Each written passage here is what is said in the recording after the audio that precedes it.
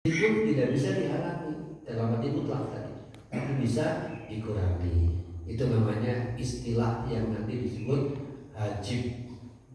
Hajib ya, jadi secara total yang disebutkan tadi namanya ashabul furud, atau bahasa dalam konsep zakat mustahik. Sebetulnya sama. Dalam zakat, infak, sedekah disebut mustahik, dalam waris pun demikian. Namanya sama. Orang yang berhak gitu ya. Yang tadi sudah disebutkan itu namanya mustahik juga. Jadi jangan kaget bahwa kata mustahik itu tidak melulu berkaitan dengan zakat. Cuman sayangnya logika kita sudah kuat gitu, bahwa kalau mendengar mustahik pasti berkaitan dengan zakat. Sama seperti Bapak menyebut istilah tahallul dengan apa? Tahallul haji atau haji. Pertanyaannya, kalau dengan sholat ada nggak tahallul? Sama, cuman mungkin sedikit berbeda istilahnya. Apa? Tahlilan. Yang disebut salam itu tahlilan, melepaskan hal-hal yang dilarang. Kalau takbir yang pertama disebut apa? Ikhram. Takbiratul ikhram. Kenapa? Karena takbir pertama itu mengharamkan semua yang sebelumnya halal. Misalnya minum nih atau bicara itu boleh, tapi pada saat sudah Allahu Akbar maka tidak boleh lagi makan minum. Itu namanya ikhram. Jadi takbiratul ikhram berarti takbir yang mengharamkan segala hal yang sebelumnya boleh. Beda dengan takbir intiqal. Saya kira sudah sering Bapak dengar ya. Takbir intiqal itu takbir yang kita ucapkan setiap kali pergerakan atau perpindahan gerak dari satu tempat ke tempat lain, namanya takbir intiqal. Itu dalam konteks sholat sebaiknya keras pada saat menjadi imam. Kenapa? Kalau takbirnya maharewos pasti bermasalah. Kenapa bermasalah? Sekali waktu ada kejadian misalnya beliau maharewos seolah-olah diam ketika imamnya sudah ini sholat zuhur ya.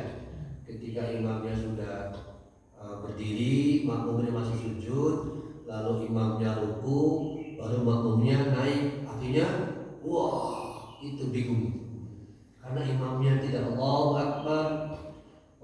Akbar keras.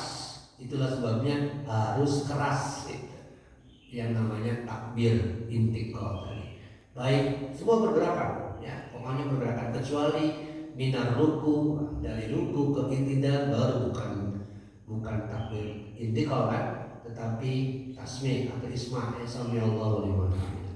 Kembali ke sini para Bapak. Jadi di dalam sholat ada namanya tahlil tadi, tahlilan atau melepaskan. Dalam umroh dan haji namanya tahallul. Nah, dua istilah itu sama sebetulnya, antara tahlilun ditahlili dengan tahallal, yakni melepaskan. Kembali ke sini, sekarang kita lanjutkan mengenai penghalang. Penghalang atau penghambat atau pengurang itu ada dua. Kita lihat dulu secara skematis ya. Pertama namanya al-hajib. Al-hajib dibagi dua. Hajib an-nuqsan, terhalangi atau terkurangi atas hak yang diperolehnya karena kehadiran orang lain atau seseorang. Nuqsan berkurang, bukan tidak memperoleh sama sekali atau bukan batal, tapi berkurang. Yang kedua, nuqsan al-hirman. Kalau hirman bukan Herman ya, hirman. Al-hirman ini bisa menjadi total, sama sekali tidak memperoleh.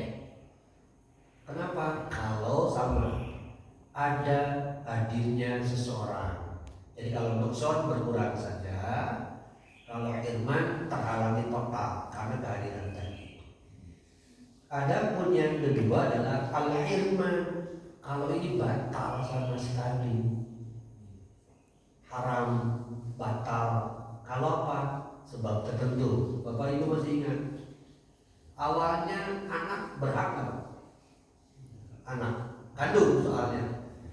Tetapi ketika anak ini murtad, berhak atau tidak? Nah, itu namanya firman. Karena dia murtad, Islam jelas sekali tidak boleh murtad atau berbeda keyakinan. Awalnya anak itu kan dapat masuk kategori ashabul furud kan? Tapi karena anak itu pada saat sebelum orang tuanya meninggal sudah murtad, ya sudah, lain soal kalau selesai dibagi kemudian murtad, dia sudah dapat murtad, itu nggak ada urusan. Tapi kalau sebelum pembagian dia masih dia sudah murtad duluan, itu namanya al-irman ya. Seperti tadi kasus atau pembunuhan juga bisa.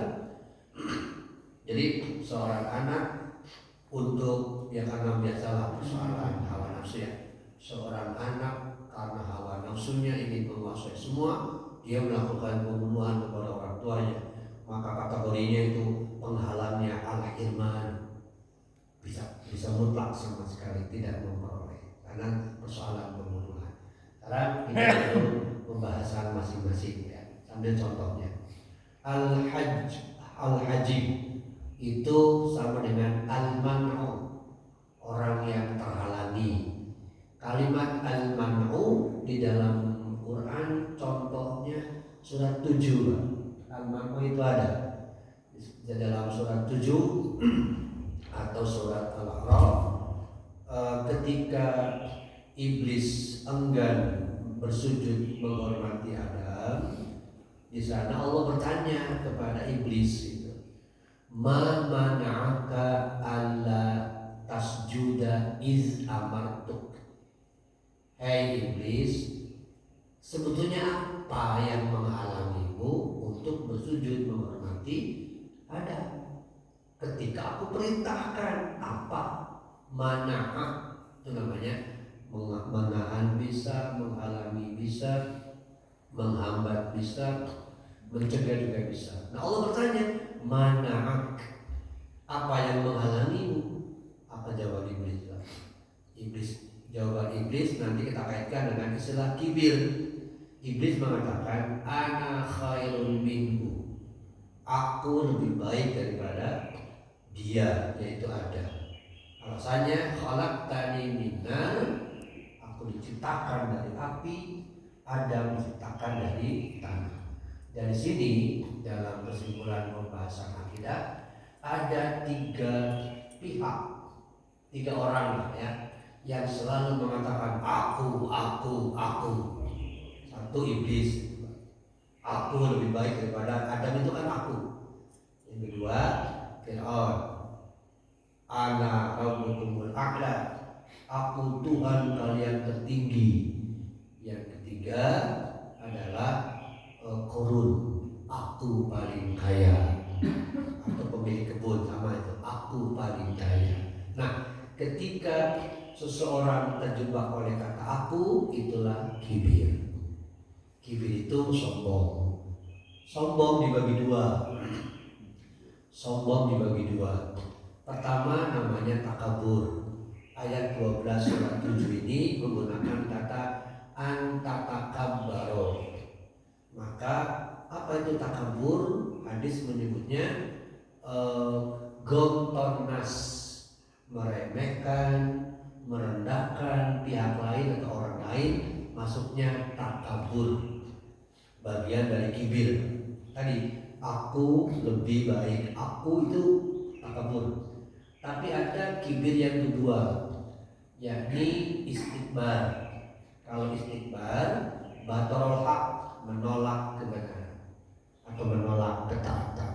Maka orang miskin berpeluangnya pada yang kedua, yakni menolak ajakan taat, itu berpeluang. Tapi orang yang berlebih, yang diamanahi oleh sesuatu kelebihan, bisa dua-duanya, bisa takabur, bisa juga istikbar. Karena dalam Sahih Muslim dia katakan 3 orang yang Allah tidak akan mengajak dia bicara pada hari akhirat. Salah satunya adalah fakiron mustakbiron, orang miskin yang sombong. Bayangkan Pak, sudah miskin sombong. Nah, sombongnya apa? Itu tadi, sombongnya bukan merendahkan orang lain. Saya kira mungkin tertawa ya kalau kita mendengar kata-kata orang miskin, akulah termiskin di dunia. Enggak, tidak mungkin. Tapi kalau miskin dalam konteks menolak ajakan taat, mungkin. Bukankah Ali radhiyallahu anhu sampai berkata bahwa fakir itu besar kemungkinan menjadi kafir. Fakir itu sangat mudah berubah menjadi kafir. Faktanya begitu lah. Kalau pakai bahasa orang di atas sana, ya, dalam konteks ini mereka lebih meyakini karaos daripada kartos. Saya kira Bapak ngerti lah ya. Nu penting mah karaos, baik ke kartos oke. Itu tidak sedikit Pak. Yang murtad kepada agama lain, prinsipnya bukan kartos, nu penting karaos. Baik itu karaos. Apa itu karaos? Terasa makanan. Jadi singkatnya, orang kalau beragama karena sekedar makanan, bukan karena logika. Ya seperti itu.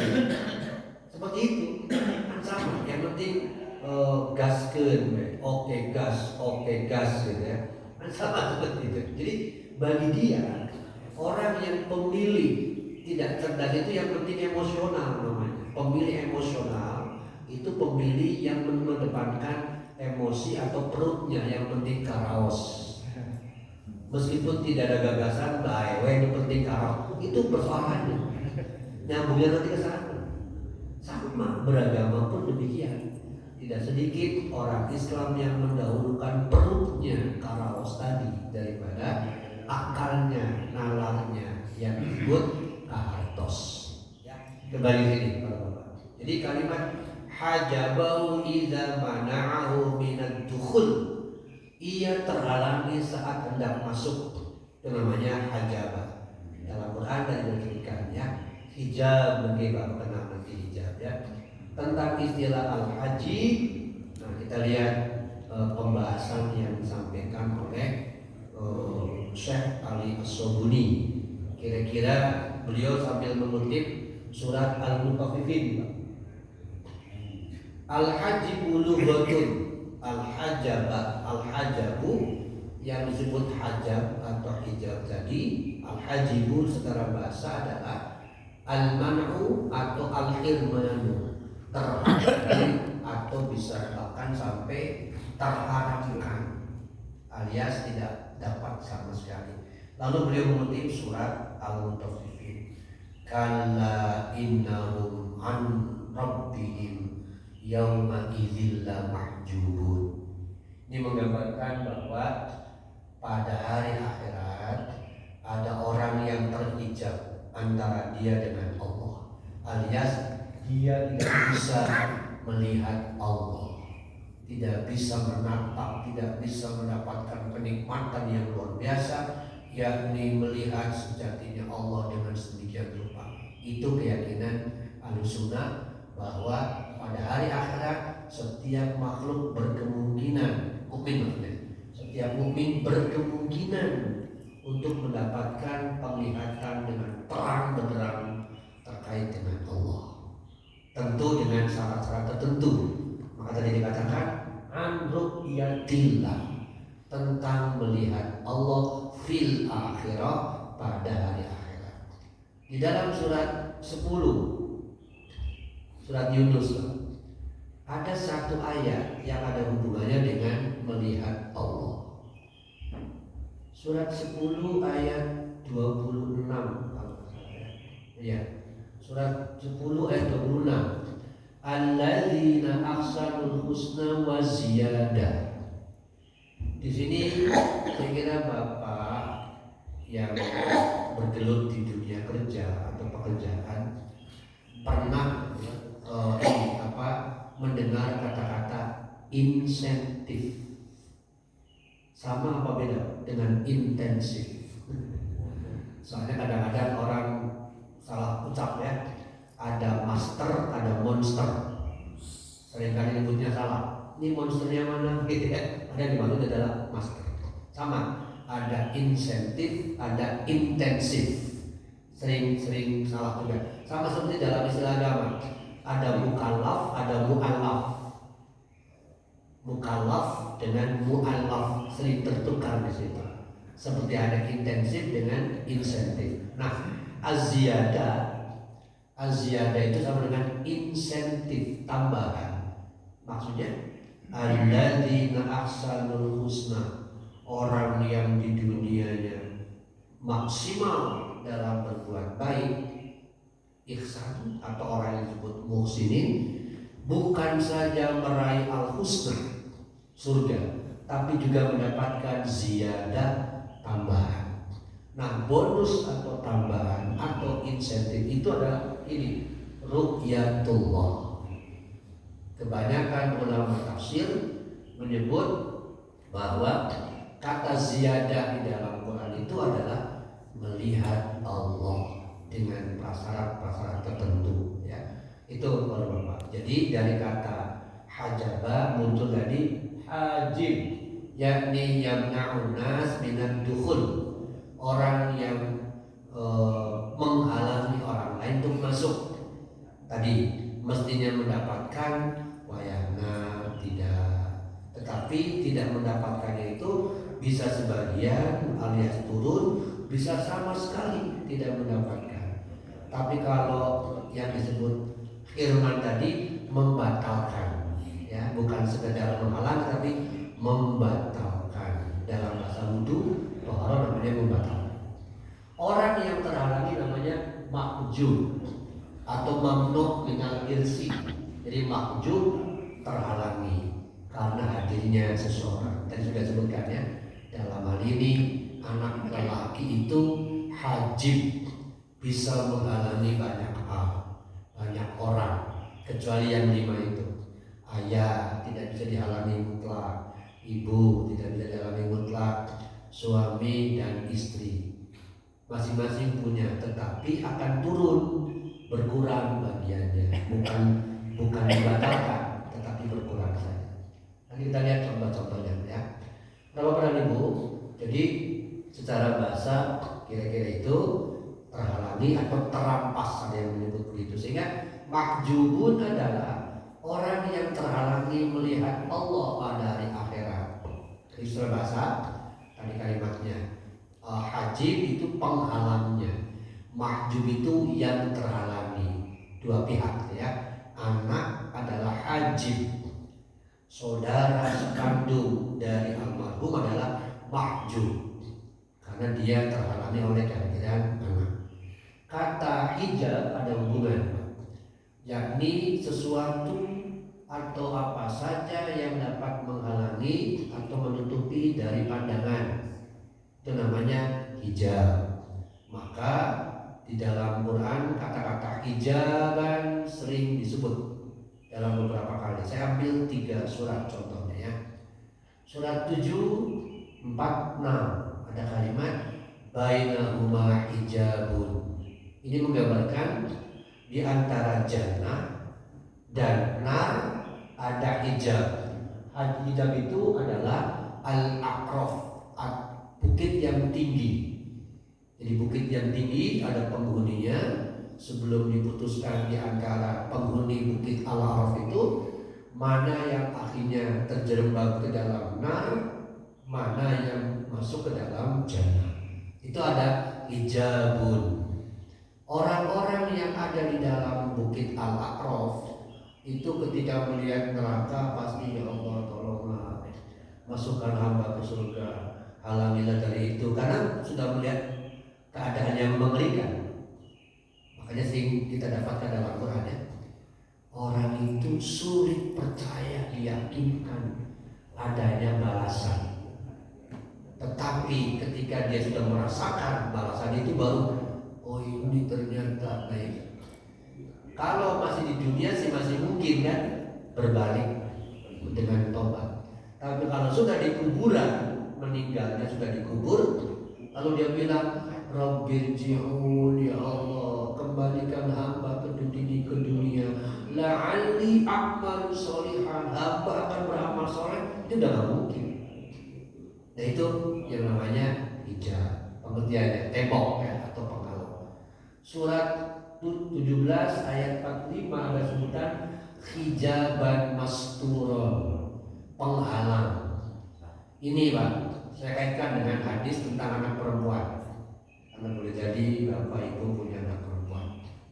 Dalam satu hadis, perempuan itu disebut satron minanar.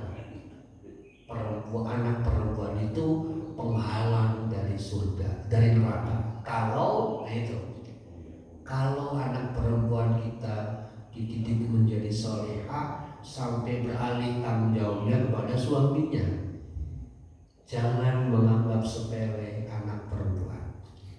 Hati-hati kalau salah mendidik dan seterusnya sampai melakukan sesuatu yang masya Allah, alhamdulillah, maka kita tidak mendapatkan satron minanar.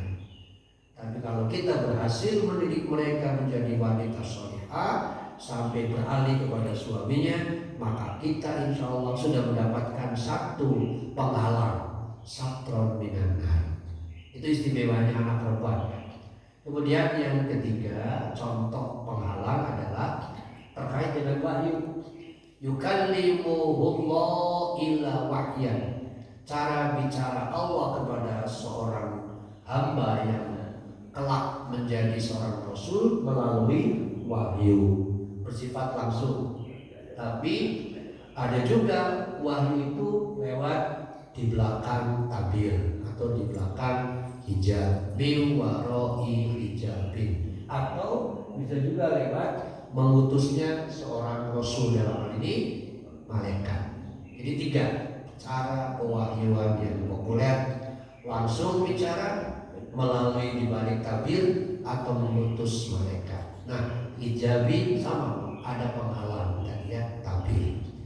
Itu pengertian untuk memperkaya saja ya tentang pemahaman arti hijab, arti hajib tadi. Jadi kalau hijab alatnya, kalau hajib orangnya atau bendanya yang menghalangi sesuatu.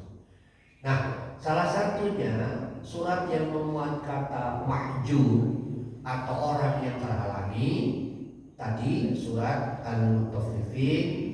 Ketika orang itu karat artinya ya, karena kekafiran, maka dia masuk kategori mahjub alias orang-orang yang terhalangi. Ini tafsirnya sudah disampaikan.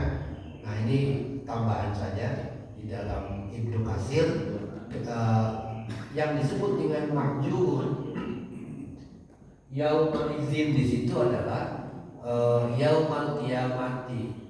Mereka pada hari kiamat akan terhalangi melihat Allah, alias batal melihat Allah karena terhalangi oleh perilakunya, yakni kesombongan dan seterusnya. Itu namanya mahjubun, orang-orang yang terhalangi melihat atau menangkap Allah. Secara fikih apa pengertiannya? Ini Pak.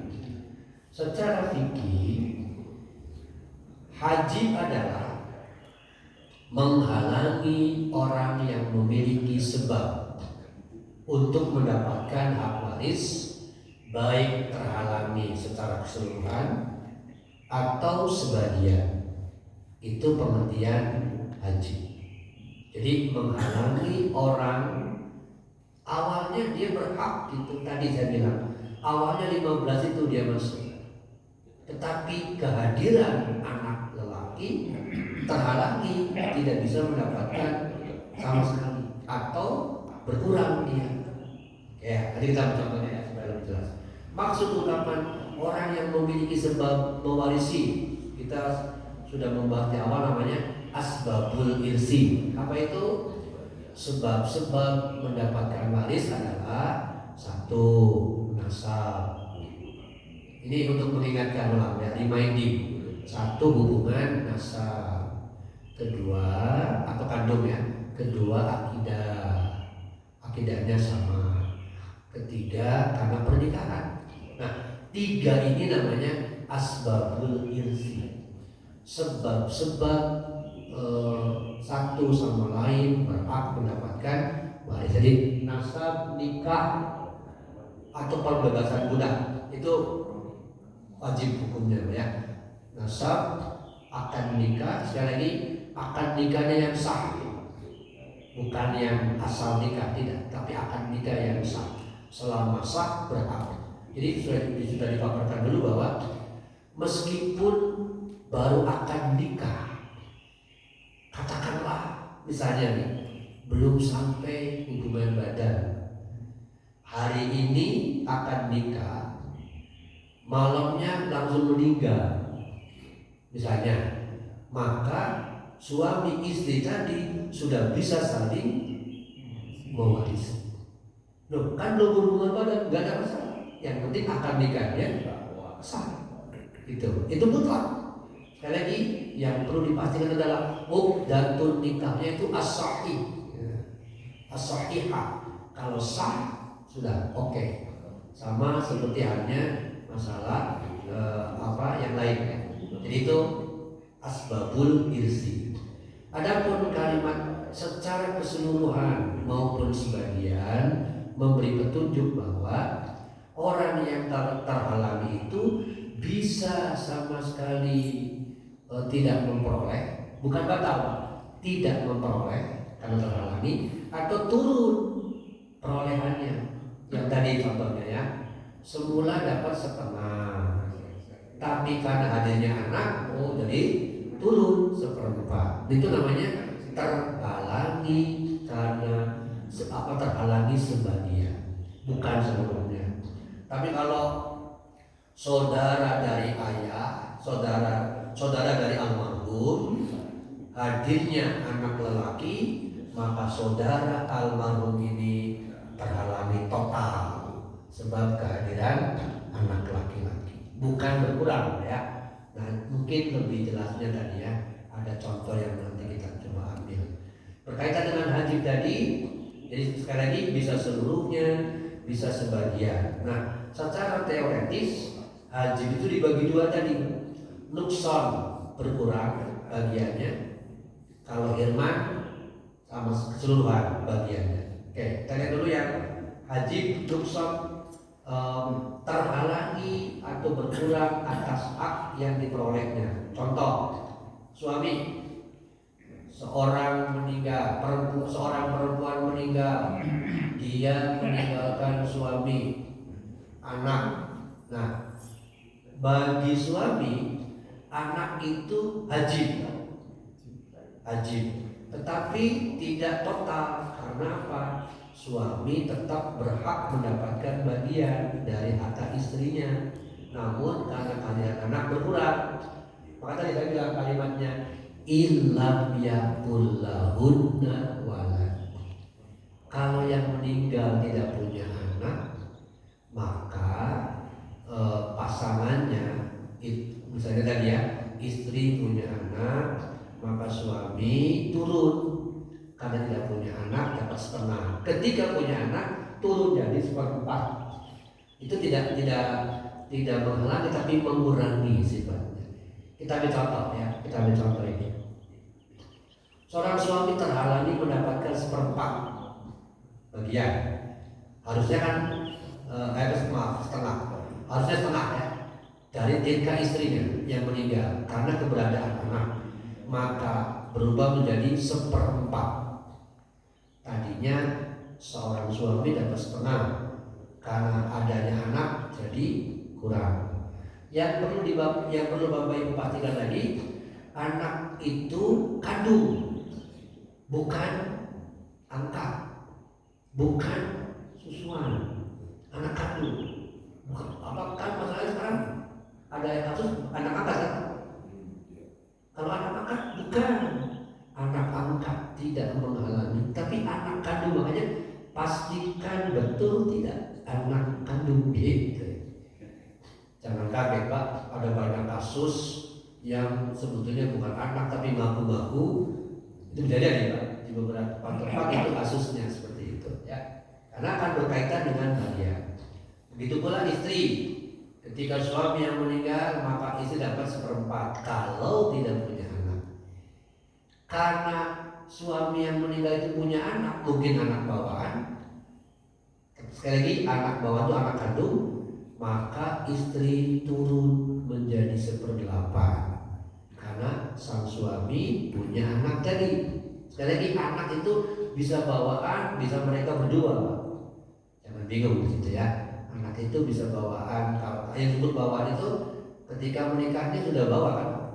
Kan ini banyak kasus ya. Menikah dua orang menikah, dua-duanya satu duda, 2 janda, masing-masing bawa anak. Nah, ini sering jadi kasus sulit nih Pak. Bukan sulit sebetulnya, mudah selama mau diatur ya. Saya bilang contoh nih Pak. Seseorang datang kepada saya untuk menyelesaikan persoalan ini. Nah, saya pastikan karena dia cerita bahwa 2 orang ini dulunya duda dan janda. Saya tanya, bawa anak masing-masing? Ya, oke. Itu mudah tuh Pak. Dari suaminya, dari lelaki ini bawa anak 2, laki perempuan, dari perempuan yang dinikahinya juga sama, tetapi perempuan semua. Nah, bagi laki-laki ini anak bawaan dari istri adalah kandung tiri.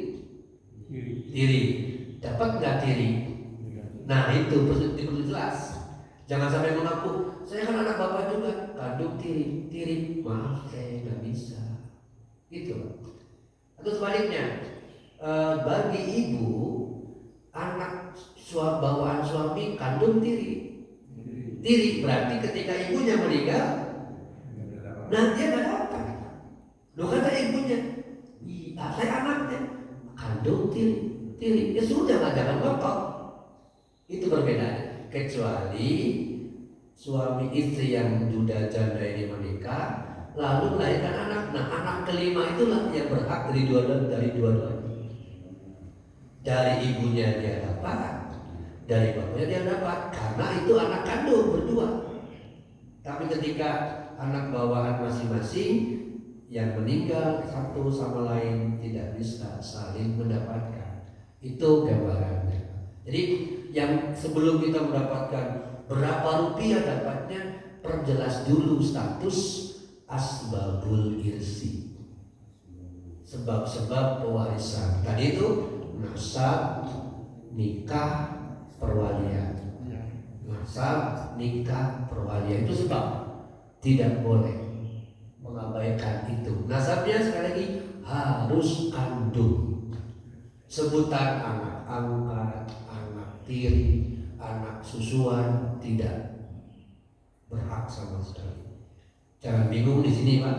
Angkat tiri, angkat, susuan itu nggak dapat. Kecuali sifatnya hadiah. Boleh kalau hadiah. Ya udahlah kita kasih saja itu. Yang namanya hadiah tidak ada ketentuannya. Atau di sini yang sudah di awal dibahas apa? Hibah. Kalau hibah boleh. Tapi kalau waris nggak bisa. Asbabul irsi tadi. Itu Bapak ya. Contoh, seorang ibu terhalangi untuk mendapatkan bagian 1/3 karena adanya turunan. Kalau ibu ini punya anak, anaknya punya anak, nah berarti tadi namanya terhalangi atau hajib tadi. Jadi Quran An-Nisa 11 maupun 12 selalu mencantumkan ilam yakullahu walad atau ingkana walad.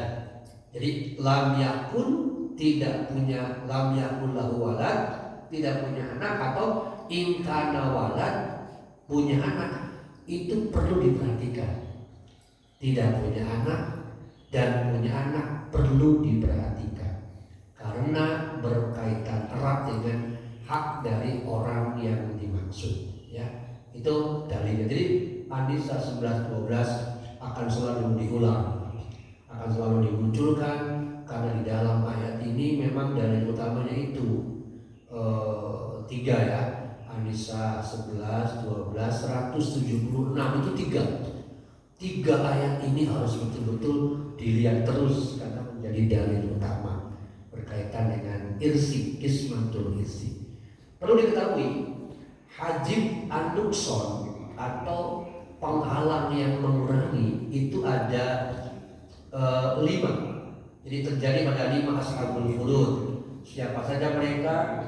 Suami, istri, cucu perempuan dari anak lelaki, dan saudara perempuan seayah. Itu yang masuk kategori nukson, mengurangi. Istri bisa terkurangi, suami juga sama, terkurangi itu tadi jumlah haknya. Kita ambil contoh kasus nih. Suami terhalangi tadi dari bagian setengah menjadi seperempat kalau adanya keturunan istri yang dapat mewarisi, keturunan dari istri. Ya, itu istri juga sama. Semula mendapatkan seperempat, ketika suami punya anak turun menjadi 1/8. Ibu terhalangi, semula dapat 1/3 karena punya anak, yang meninggalnya punya anak turun 1/6. Begitu pula yang lain, terus gitu ya. Jadi lebih jauh nanti siapa saja yang menghalangi siapa, siapa menghalangi siapa, siapa dihalangi siapa, gitu. Harus bukan dihafal Pak, tapi dipahami aja. Sebab kalau dihafal liur, kalau dihafal pasti liur, kan panjang sekali, banyak. Tapi kalau dipahami, mudah-mudahan bisa. Oh, yang penting ada catatan, kita mengerti, lalu oh ya bisa kita simpulkan ini terhalangi, ini tidak. Tapi yang paling mudah tadi Pak, anak dulu aja. Selalu ada tidak yang meninggal ini punya anak, punya tidak. Kalau punya pastikan, kalau tidak tidak, kalau iya iya. Segalanya harus jelas di situ ya. Baik, itu nukson ya. Nah, mungkin ini yang terakhir sebelum dilanjutkan dialog. Hal lain, ini sebab-sebab yang terjadinya nukson. Bisa terjadi intikal atau bisa terjadi terlalu banyak izdihar. Pertama, haji terhalangi yang bersifat intikal dulu atau perpindahan, mencakup 4 hal. Perpindahan dari satu bagian tetap menjadi bagian tetap lain tadi Pak. Yang namanya bagian tetap adalah furudul muqaddarah istilahnya. Berapa Pak? 6 kan bagian tetap itu? Separuh atau 1/2, 1/3, 1/4, 1/6, 1/8, 2/3. Ini namanya bagian tetap alias furudul muqaddarah. Nah, yang disebut perpindahan itu tadinya dapat 1/2. Karena adanya anak berubah jadi 1/4. Itu pindah bukan? Itu namanya pindah, pergerakan atau pindah. Tadinya dapat 1/4, karena adanya anak jadi 1/8. Itu namanya pindah. Nah, itu penyebab disebut dengan intikal. Hajibun nukson, penghalang berkurang karena faktor perpindahan. Contoh kedua, bisa saja dari asoba. Asoba itu mengambil sisa. Contohnya bagian saudara perempuan sekandung atau sebapak dari asoba mahal ghair. Ini istilah-istilah yang mungkin teknis ya. Nanti diulang. Ini belum pembahasan berikutnya karena istilah asoba juga perlu dipahami lebih jauh. Nanti ada materinya sendiri. Sekarang sekedar ini dulu saja, melihat beberapa istilah ya, bahwa kedua asoba dari asoba yang satu ke asoba yang lain. Apa itu asoba? Sisa. Kalau Bapak mendengar kata asoba, kelebihan atau sisa, namanya asoba. Sekali lagi, asoba ingat saja sisa, bagian sisa. Itu gambarannya ya. Ketiga, perpindahan dari bagian tetap furud tadi 1/2, 1/3, 1/4, 1/6, 1/8, 1/3 itu namanya furud menjadi asobah. Tadinya dapat farm, tapi karena ada faktor tertentu jadi asobah. Nah ini sekali lagi perlu contoh nantinya. Asobah itu tadi sisa. Contohnya sederhana Pak. Misalnya si A meninggal lelaki, punya istri, punya anak satu lelaki. Nah ini kan kaitannya dengan cara pembagian yang lalu ya. Fard dulu, si A lelaki meninggal, pewarisnya 2, istri dan anaknya. Maka cara pembagiannya adalah fard dulu. Siapa fardnya? Ditanya, ada nggak istrinya? Oh ada. Keluar, ditanya dulu, punya anak nggak? Punya, berarti keluarkan dulu fardnya yang pasti tadi bagian tetapnya, yaitu istri. Ketika tidak ada anak yang lain, itu berarti sisa namanya Pak. Bagian istri sudah diambil, nah sisanya itu namanya asobah. Itu mutlak milik anak laki-laki semua, tidak ada yang menghalangi. Itulah yang disebut asobah. Adapun istilah asobah bil ghair, asobah ma'al ghair, itu kan istilah teknis yang harus dipahami. Mungkin nanti ya, supaya tidak terlalu bertumpuk, kita akan bingung nanti. Ini 3 persoalan yang terkait dengan haji nukson. Bagian menghalangi tapi berkurang bagian, bukan sama sekali tidak memperoleh. Kalau yang kedua itu terjadi karena izdiham, yakni saking banyaknya orang-orang yang mendapatkan bagian tertentu membuatnya jadi berkurang, mendapatkan kecil. Misalnya satu, terlalu banyak bagian tetap, adanya beberapa istri yang mendapatkan 1/4 atau 1/8. Maksudnya ini Pak, mungkin nggak seorang yang meninggal itu istrinya lebih dari 1? Mungkin. Nah, diatur oleh agama. Ini langsung mungkin. Semangat ya. Sebut saja istrinya 3, maka 1/4 itu tidak mungkin milik sendiri. Jadi bagi 3 gitu. Nah, 1/4 dibagi 3 itu namanya bagi rata, boleh. Oh iya, punya anak, punya kandung 1 dari oke. Berarti bagi 3, anaknya masing-masing 1 ya sudah. Berarti istri ber-3 itu 1/4 dibagi 3 rata, itu boleh. Begitu pula sisanya bagi untuk 3 anaknya masing-masing kandung. Jadi itu namanya nukson yang ajib yang bersifat istiham ya, terlalu banyak. Oke, gambarannya. Begitu pula asobah sama. Terlalu banyak orang yang mendapatkan asobah, sisanya banyak, berapa orang? Ya udah dibagi rata, bisa saja seperti itu. Selama konsepnya betul-betul dipahami, nggak ada masalah. Dengan catatan kembali yang tadi, statusnya sama ya. Itu izdiham. Atau bisa, nah untuk yang ini mungkin aul ya. Istilah aul itu ada hubungan dengan persoalan pokok masalah. Nanti kita belum membahas ini asal masalah. Asal masalah itu pembilang Pak, di bawah. Sehingga nanti ada hubungan dengan matematik sedikit, namanya kelompok KPK, persekutuan kecil. Sehingga untuk menghindari terjadinya pecahan, bilangan pecahan, supaya bulat, dilakukanlah perhitungan tadi.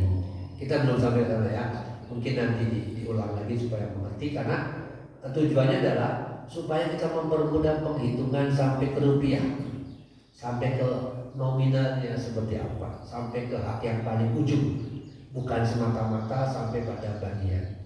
Itu yang satu lagi. Yang kedua Pak, tadi hijab, sekarang nukson, sekarang hijab irman.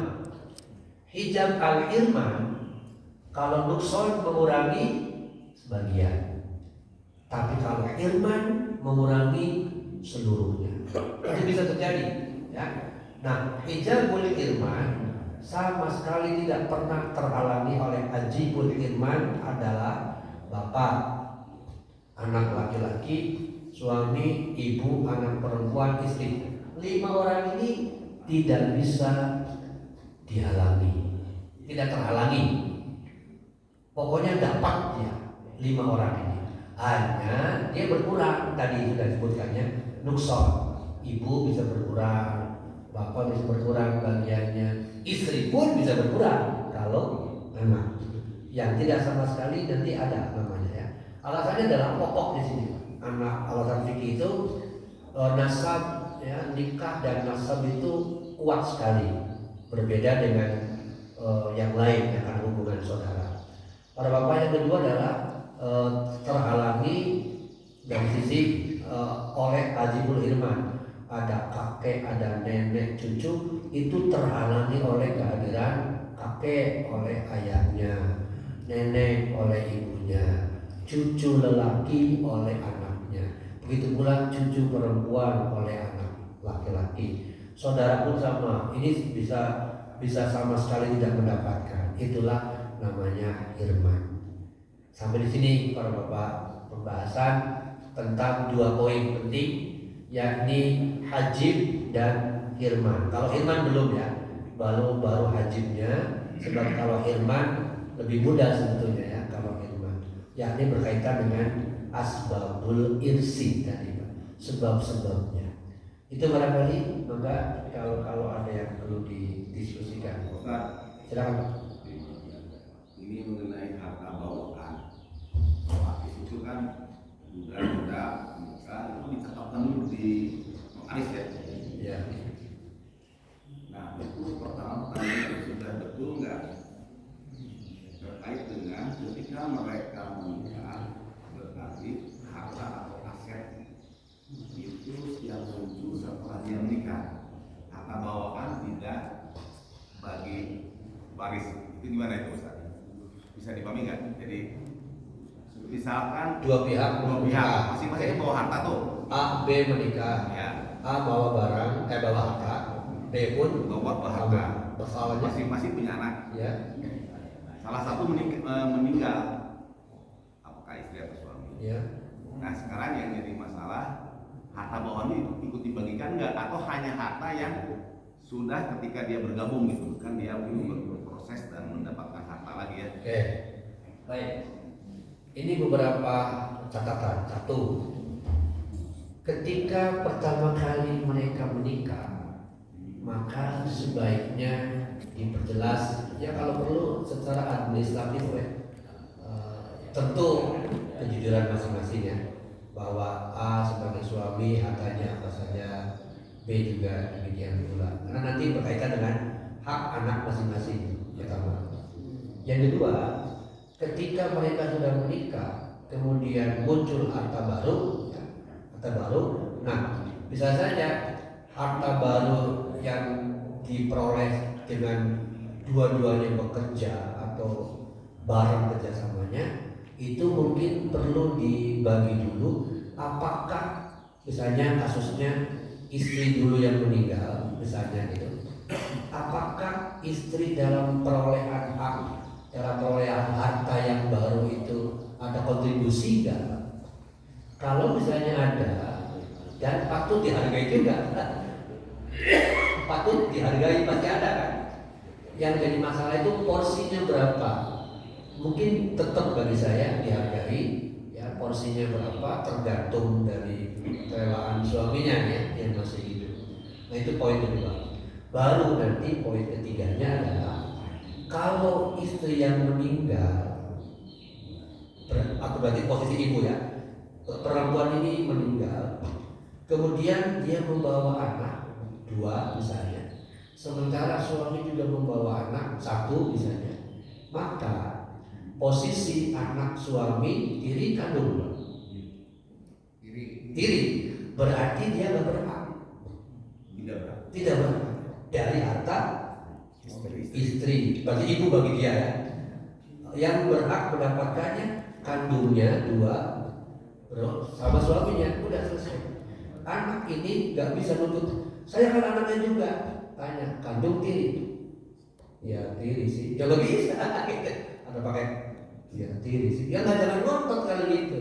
Begitu pula sebaliknya, Kalau suami laki-laki ini yang meninggal, maka dua anak bawaan tadi tidak berhak.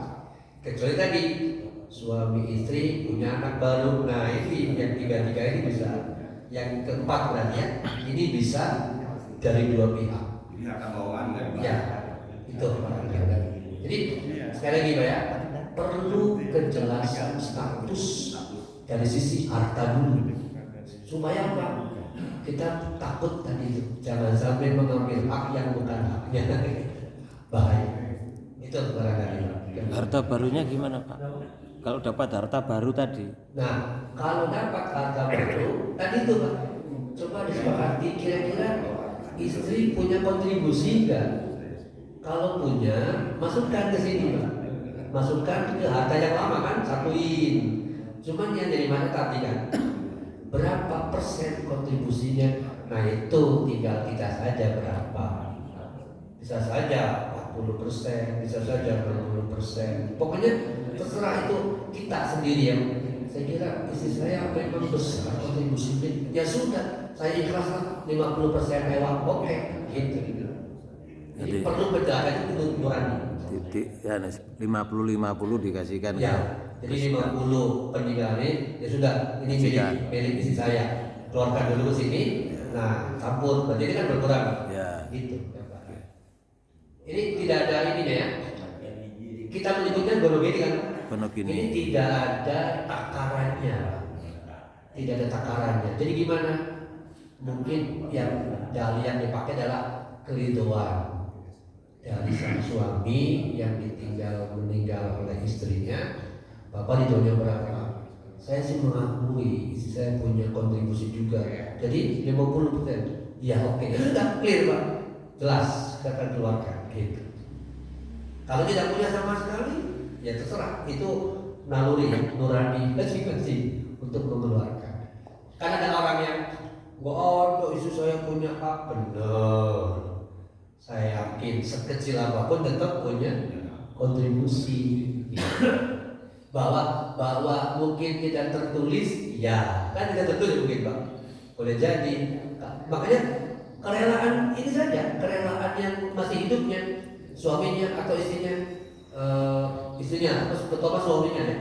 Saya rela Pak, istri saya punya kontribusi sama dengan saya. Jadi 50%, ya. Atau bisa saja istri saya nggak terlalu banyak aktif, jadi berapa Pak? Ya paling 20%. Ya sudah 20% gitu. Keluarkan 20% dulu, masukkan ke dalam harta istri yang meninggal ditambah harta bawaan tadi kan Pak. Nah disitulah yang dibagi untuk anggota atau untuk ashabul furud. Nanti baru dihitung. Oh dapat berapa. Begitu gambarannya. Kira-kira. Lanjut Ustaz dengan pertanyaan tadi, masalah timing. Oke. Ketika membagi waris ibu, ada bagian dari suami atas penambahan aset. Maksud saya, timing itu harus bersamaan dengan pembagian hartanya suami terhadap anaknya. Karena kalau nggak bersamaan, ada perbedaan waktu. Betul. Bisa jadi masalah baru. Betul. Ya, sebaiknya timingnya juga diperhatikan. Ya, karena Pak akan muncul masalah baru nanti. Betul Pak, ya tambahan. Oke, bagus. Terima kasih Pak. Itu bisa terkait dengan masalah waktu. Ya, secara prinsip sih makanya di awal sudah disebutkan dulu ya bahwa disukai atau tidak yang namanya pembagian waris ketika seseorang meninggal itu jatuh otomatis orang-orang yang punya hubungan kerabat dekat dengan yang meninggal itu punya hak. Jadi jangan mengatakan rakus ini baru juga hari udah minta. Itu bagi saya terlalu gegabah mengatakan rakus. Orang yang punya hak. Misalnya anak nih Pak, Bu kita bagi dalam harta bapak. Kamu ini kurang ajar rakus, nah itu salah. Itu hak anak kan? Ya boleh, ya udah kita atur gitu. Jadi jangan sampai gegabah. Baru juga sehari masih basah tangannya belum. Jangan mengatakan itu. Itu otomatis ya. Diminta atau tidak diminta kalau memang terikat dengan asbabul irsi tadi, timing lagi juga harus sudah. Jadi masalah waktu, masalah hak itu hargai, gitu barangkali. Dalam ekonomi itu ada istilah time value of money. Betul, time value. Nah, time value of money itulah yang bermasalah besar ketika harusnya sudah dibagi 30 tahun baru dibagi. Wah, repot Pak. Aduh, ini gimana? Belum lagi persoalan orang-orang yang tadinya berhak meninggal duluan. Atau repot. Bisa? Bisa. Mungkin perlu ditelus. Mungkin agak lama saja prosesnya. Itu barangkali kalau ada. Ya, Saya terinspirasi dengan maksud Iya. ya kembali ke Al-Baqarah 180 dulu karena Al-Quran itu tidak bisa dimansuh oleh hadis. Betul. Karena kedua tidak ada cerita bahwa ayat Al-Baqarah 180 itu dimansuh oleh beberapa ayat di dalam An-Nisa. Masalah Tidak wasiat. ada. Masalah wasiat. Masalah wasiat. Masalah wasiat. Jadi saya berpikir mungkin ini yang wasiat dia diberikan itu kepada orang tua atau karib kerabat yang termahjub. Bisa. Ya, ketika terhalangi otomatis kan berkurang bagiannya Pak. Bisa saja. Jadi karena nggak dimaksud itu. Iya. Ini. Meskipun di awal saya bilang ada dua pendapat. Kalau kita mengambil pendapatnya yang tidak, ya boleh. Karena ada dua pendapat, itu ada tetap ada dua pendapat. Hanya yang paling populer yang tadi yang mengatakan bahwa betul ayat itu tidak ada yang masuk ya. Sehingga ulama mengatakan ya boleh itu yang menjadi rujukan kan hadisnya itu tadi hadis ya. Kalau kita mengambil pendapatnya kan posisinya beda ya sudah boleh. Maka kembali yang tadi bisa saja yang terkena haji bundukson ya, haji bundukson atau bahkan tidak mendapatkan atau bolehkan yang ketiga ini Pak, dia sama sekali terhalangi, berarti kan nggak mendapatkan apa-apa. Mungkin bisa masuk ke situ. Kalau begitu dahulukan yang hajibul irman, bukan yang nukson. Kalau nukson kan dapat Pak tetap, tapi kalau irman sama sekali nggak dapat. Jadi bisa dimasukkan mereka adalah penerima wasiat.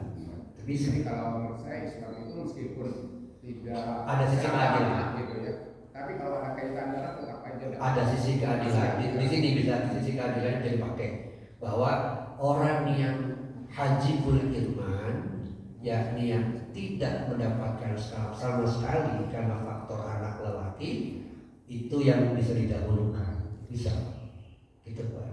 Atau nun Ya sama-sama itu. Ini tadi disinggung kan ada contoh seorang bapak misalnya punya istri lebih dari satu ya. mau ikutan.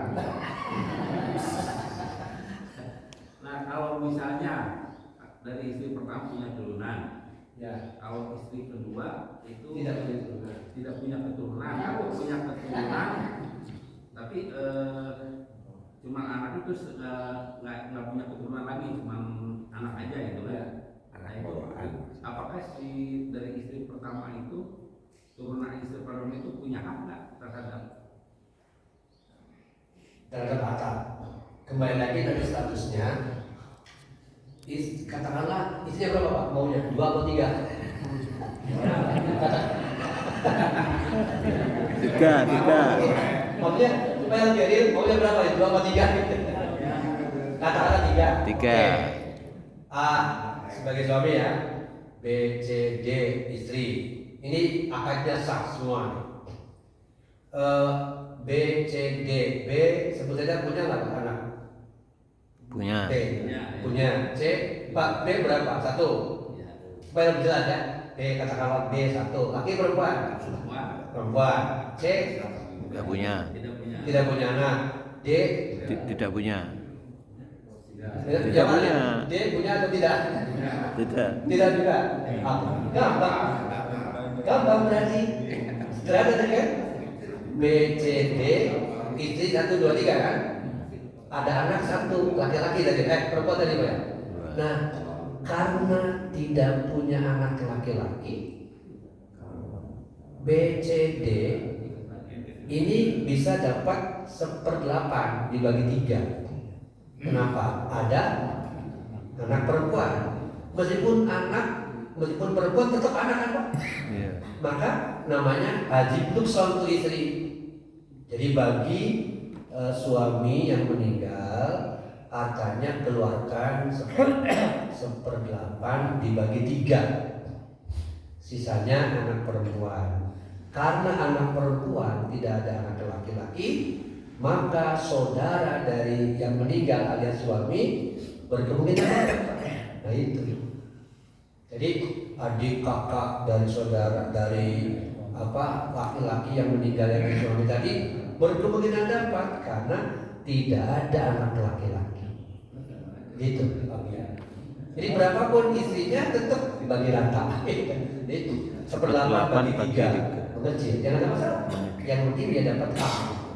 Itu kan. Kalau ini Pak, tadi si kakaknya meninggal, apakah anaknya? Kakaknya. Ya kan tadi karena anak perempuan, si saudara laki-lakinya itu kan dapat. Ya. Nah, tapi misalnya sudah pada meninggal, apakah anaknya atau gimana?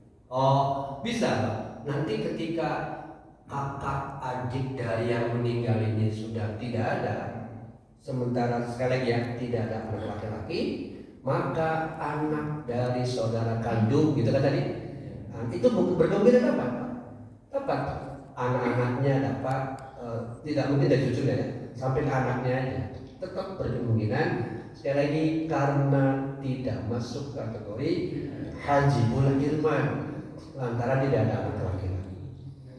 Kalau satu ada anak laki-laki stop semua gitu. Ini kan tidak ada anak laki-laki ya. Tidak ada anak laki-laki, hanya ada anak perempuan. Itu barangkali. Pak, pertanyaan tadi istrinya 3, Ya. kemudian 1/8 Dibagi 3. dibagi 3. Kenapa bukan 1/8, kemudian sisanya yang Nah, aturannya 5/8? gitu. Lah, kan sama-sama istri, kedudukannya sama. Kenapa 1/8 dibagi 3? Bukan 1/8, sisa harta yang dibagi untuk yang lain dan 5/8. Makasih. Dalilnya itu kembali ke Al-Quran. Istri, Pak. Istri ada kalimat nanti bersekutu bareng gitu. Dalilnya memang begitu. Bukan masing-masing istri kemudian dapat 1/8. 1/8 itu total dibagi 3 tadi gambaran doanya gitu. Kalimat istrinya itu berapapun istrinya, kalimatnya berapapun istrinya dibagi rata. Itu prinsip dasarnya Ya kan? Makasih. Ya, sama. Jadi konsep Kasih hadiah. bisa meninggal Ya. apakah kakaknya itu bisa jatuh ke istri yang punya keturunan? Kalau kajian kasih hadiah. Salah satu istrinya gitu. Rumah Oh, satu, kasus lagi, rumah berbeda satu ya. kasih hadiah. Sebut lagi deh. B, C, D. Ya. B, C, D kan tadi istri tiga istri itu. Ya. Oke, yang Bapak sebut yang mana yang meninggal nih? Yang B apa yang C? Yang dua-duanya meninggal. Yang mana? Yang B, C. Yang punya anak. Berarti yang sisa D. Nah, ya, yang punya keturunan D. Ya, oke. Nah itu kan harta yang dari BC itu bisa turun ke yang D, keturunan yang D atau Oh, beda Pak. Beda. Itu kan bukan kandung masuknya. Anak tiri. Kandung bukan Pak. Bagi C. Anak-anak D itu kandung C bukan? Kalau bukan nggak dapat. yang BC itu nggak punya keturunan. Ya saudara-saudara. Iya. Nah, yang lain punya keturunan. Nah si harta ini nggak meninggal, harta ini jatuhnya kemana gitu? Keluarganya. Oke. Keluarganya. Diperjelas lagi Pak ya. B, C tidak punya turunan. Yang punya anak hanya D. Ya, Oke. Sementara yang lebih dulu meninggal B dan C kan? ya. Maka pertanyaannya, bagi apakah turunan dari D dapat dari B, dari C gitu kan? Karena ada hubungan kandung bukan? Nggak ada. Nggak ada, kecuali kalau dari suami tadi, bisa kena D anak dari D itu dapat. Tapi kalau B dan C diwariskan kepada anak dari D itu nggak bisa, nggak dapat. Karena beda kandung tadi. itu namanya saudara, mungkin saudara saya, mungkin bisa saya, tapi itu ketika tidak ada penghalang. Saya melihat kemungkinan anak-anak dari D sini ke bawah, ketika B dan C meninggal berkemungkinan dapat, tapi kasusnya saudara saya. Kan saya Pak, seibu bukan? Saya kan, nah itu bisa berkemungkinan dengan catatan tidak ada anak laki-laki. Tapi ketika ada anak laki-laki maka tertutup semua. Kemungkinan Pak, tapi namanya seayah saja, tidak sekandung, tidak seribu, tapi seayah. Bisa dapat, tapi seayah kalimatnya itu. Maka sekali lagi ini perlu diperjelas tadi Pak. Kalau sudah cabangnya banyak, ini kan cabangnya banyak nih, A, B, C, D, E, maka perlu diperjelas masing-masing anak dari B ada tidak, C ada tidak, sehingga nanti status ini menjadi kepastian untuk mendapatkan hak atau tidak. Nanti ada istilah tadi sekandung, seayah, seribu. Nah berarti dari sisi anak-anak D itu bagi dari harta B dan C dia masuk kategori seayah, tapi belum tentu seribu. Dan seayah itu berkemungkinan dapat, seribu juga sama ketika tidak ada penghalang. Ya itu barangkali. Mungkin lebih jelas nanti kasus ya supaya lebih enak ya. Dengan kasus akan lebih mudah kita pahami seperti itu polanya. Yang pasti pemahaman tentang penghalang atau penghambat itu salah satu hal yang terpenting supaya kita tidak melakukan sesuatu yang terhalangi tetap mengambil itu bahaya sekali. Nanti berkaitan lagi dengan persoalan dan Saya tadi 1/8. Demikian Bapak Ibu untuk hari ini kita lakukan Ya sudah. Jangan bisa melawan ya. Cuma kalau kita Sebenarnya persepsi aja. iya, kalau Alhamdulillah, kurang ya kita kasih hadiah. warahmatullahi wabarakatuh. Waalaikumsalam.